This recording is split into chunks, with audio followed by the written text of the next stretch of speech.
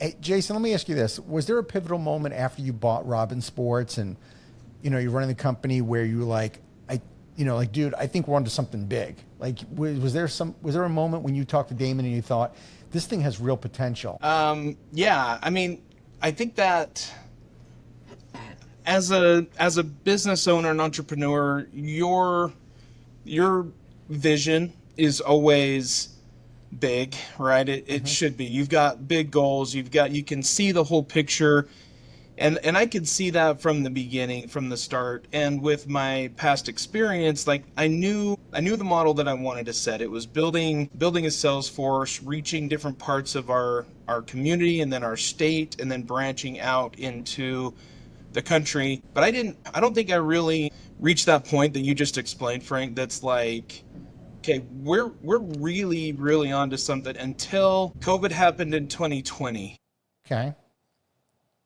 With that, I mean, obviously lots of unknowns and a lot of crazy things happening in the world. But at the end of that, when we looked back at the year, we just grew 80% in 2020 as a company, like from year over year. And how did we do that? I mean, there were a lot of things that I could talk about and we could pinpoint, but we looked back and we said, this is a business model and an opportunity that we could take to the masses, that we could really spread out. And let me back up a little bit. Our father was also an entrepreneur and had a company that he was a founder of and franchised. And so we grew up knowing kind of in the franchise system a little bit. And I mean, he passed away when we were young, so we didn't get to experience a lot of it and like a lot of the knowledge part of franchising. But I always had that in the back of my mind that this was a place that I would like to take the company, was to get to a point where we could franchise it. And so from the beginning, that was always my thought. But I think 2020, when all that went down and 2021 came around, we were able to look back. We go, okay, like we've got something, we can box this up and we can take that out. So and franchise this That's really model. interesting. Before I started this interview, I was kind of thinking about stuff I wanted to ask you, and specifically about franchising your business. It's a question I do ask almost every founder when I do the podcast. But what I thought differently about your business, because I ran sports leagues from back in the mid 90s. I ran an adult men's softball league in Long Island. That's how I got started.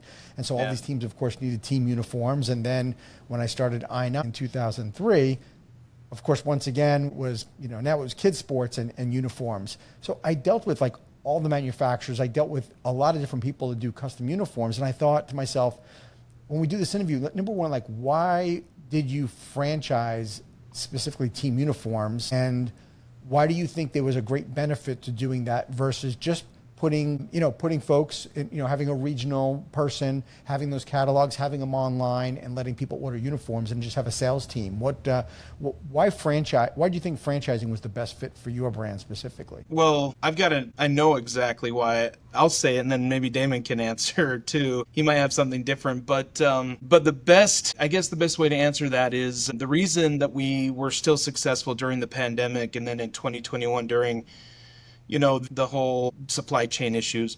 We were adaptable. We were able to pivot and move and do things quicker because we were a smaller company, but able to be malleable, able to maneuver as we needed to meet the needs of our customers still. We weren't, at this point where it was so big. So the best way to answer that is that there is nobody can really beat the customized service, the ability to adapt, to maneuver that a local owner can in their communities. And so by putting local ownership in there with skin in the game, to give back to their communities, to have that actual connection with that. Many of our franchise partners, our owners, are coaches or league directors or people that have come up into that. So they understand and they know the community, their community. People know them. So they can easily adapt and maneuver and work their local angle, but with a bigger backdrop behind them, with better resources behind them, better products, better pricing.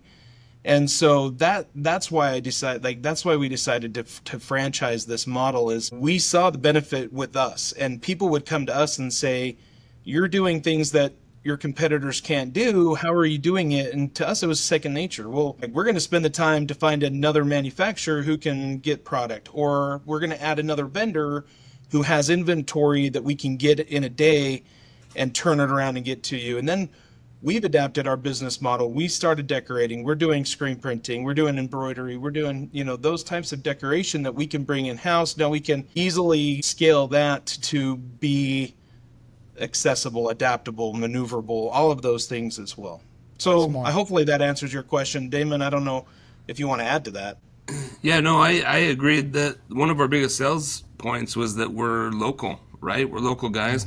We had an office at the time in Bountiful, and we both went to Bountiful High. And so it was easy to go in there, and we're alumni. We knew a lot of the teachers still. I mean, maybe not the teachers, we're too old for that, but we knew a lot of the people around, and so it was easy to get into places that we maybe would have struggled had we come from out of town, right? Yes. And so our competition is either, mom and pop shops that just pop up here and there that are local but don't have access to what we have access to, or national companies that just have salesmen everywhere. And the salesmen are in the community, but they're selling for a company that has no idea what the needs are. And so we kind of found that little niche where we can provide that high-level product and high-level service that like the national company provides, but also have that local feel and be the local boys. So Sure. that it worked for us, and so we're thinking, look, this can work for anybody, you're right, that wants to open a business and start and jump in there. I just want to preface by telling you,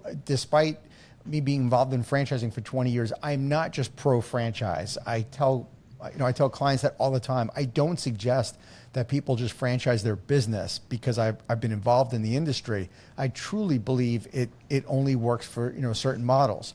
With that said, I will tell you that I think it is brilliant that Team Up Athletics is a franchise for that very reason. It was sort of a loaded question in that I love industries that are highly fragmented. And I can't think of a more fragmented industry, of course, than sports, recreational sports. So you have access to getting those customers, like those local franchisees, like you were saying, they live in those communities. There's not a manufacturer that could put enough reps in, because they put them in regionally. They don't put them in locally. There's not even enough online presence. But because, especially, youth sports and adult sports is managed by people that are typically, it's fragmented programs, it gives you a huge advantage. And so I just want to, I want to just applaud you guys for doing this. I think it is the right thing for your model. And why hasn't anybody done this? It's a good question. That's a good question. I think that it was saved for the right people at the right time. You know it. Absolutely. Absolutely. And you know what? Competition one day, it's okay. Number one, you've had an incredible runway of time. But actually competition, the reason why I like competition is that it almost like it legitimizes the business. Because I would imagine when you're in an industry where you're the only one, I dealt with this in the early 2000s. People like, do you really make money in kids sports? Like, how do you do this? And then they would say, you mean you compete with Little League and YMCA? And I'm like, yeah, absolutely. Compete with them head on, and we weren't afraid of it. And I think in your business, while you've created this moat already, you've had an incredible runway.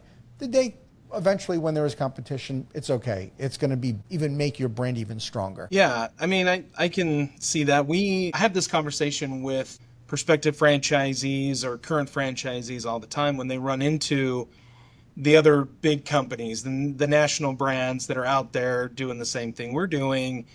Or a prospective franchisee on an introductory call will say, well, who's the competition and how can you get business? And I kind of use the same thing. I'm like, hey, there's always competition out there, and that's a good thing. Mm-hmm. People are always looking for another option, or they're open to another option for the most part. And if you can provide more, if you can come in with something different or unique or connect on a different level, those relationships or the business that they've done before that, there's opportunity to get that business even from, from your competition. And so entering a new market, somebody could be scared, like, hey, there's no Team Up Athletics in South Carolina. Like, how am I going to go and make a presence?